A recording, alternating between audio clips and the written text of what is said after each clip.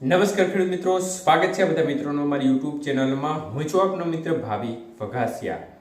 તો મિત્રો, ખાસ કરીને આ વિડીયોના માધ્યમથી આપણે વાત કરવાની છે હાલની સક્રિય સિસ્ટમોની સ્થિતિ શું છે અને આજે ગુજરાતના કયા કયા જિલ્લાઓમાં ધોધમાર વરસાદની સંભાવનાઓ રહેલી છે તે વિશેની માહિતી જાણીશું. તો જે પણ મિત્રો નવા હોય તે ચેનલને સબસ્ક્રાઇબ કરી લેજો.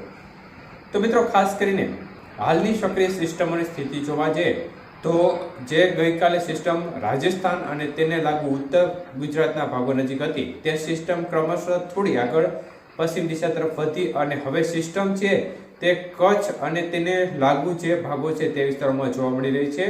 તો ગઈકાલે કોલકાતા નજીક જે લો પ્રેશર સિસ્ટમ હતી તે પણ થોડી પશ્ચિમ દિશા તરફ આગળ ખસી છે અને હાલ સિસ્ટમ છે તે પશ્ચિમ બંગાળ અને લાગુ છત્તીસગઢના ભાગો નજીક જોવા મળી રહી છે.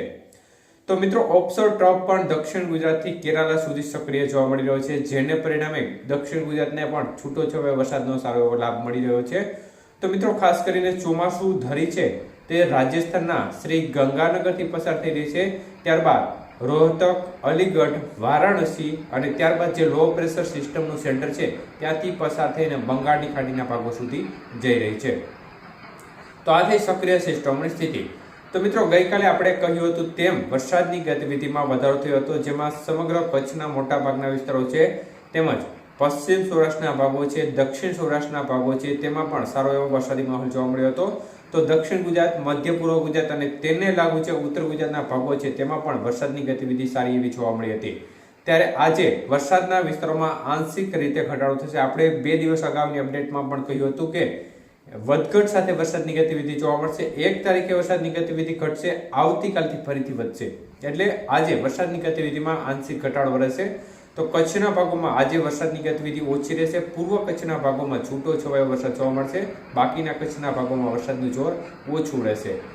સૌરાષ્ટ્રની વાત કરીએ તો સૌરાષ્ટ્રના ભાગોમાં પણ આજે પશ્ચિમ સૌરાષ્ટ્ર અને જે દરિયાઈ કાંઠાના ભાગો છે તેમાં વરસાદની ગતિવિધિ ઓછી રહેશે, પરંતુ મોરબી, સુરેન્દ્રનગર, રાજકોટ જિલ્લાના અમુક ભાગો, બોટાદ, ભાવનગર જિલ્લો છે, ગીર સોમનાથ, જૂનાગઢ જિલ્લાના ભાગો સુધી વરસાદની ગતિવિધિ સારી એવી જોવા મળે.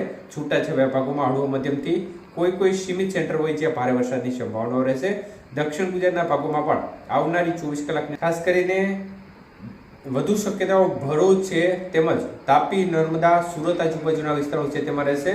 તેમાં હળવો મધ્યમથી ભારે વરસાદની શક્યતાઓ રહેશે. બાકીના દક્ષિણ ગુજરાતના ભાગોમાં પણ વરસાદની ગતિવિધિ જોવા મળશે, પરંતુ છૂટી છવાઈ વરસાદની ગતિવિધિ રહેશે.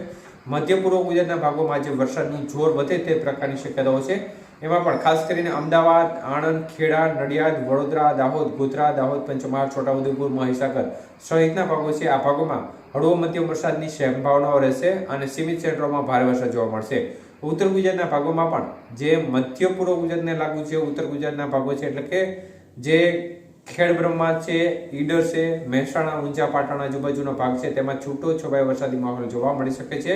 બાકીના ભાગોમાં વરસાદની ગતિવિધિ ઓછી રહેશે, પરંતુ આવતીકાલથી જે લો પ્રેશર સિસ્ટમ છે તેની અસર છે તે વર્તાવ લાગશે અને તેની શરૂઆતનો વરસાદ છે તે ઉત્તર ગુજરાતના ભાગોથી શરૂ થશે. એટલે આવતીકાલે જે ઉત્તર ગુજરાતના ભાગો છે તેમાંથી વરસાદની ગતિવિધિમાં ક્રમશઃ વધારો થતો જશે. આભાર.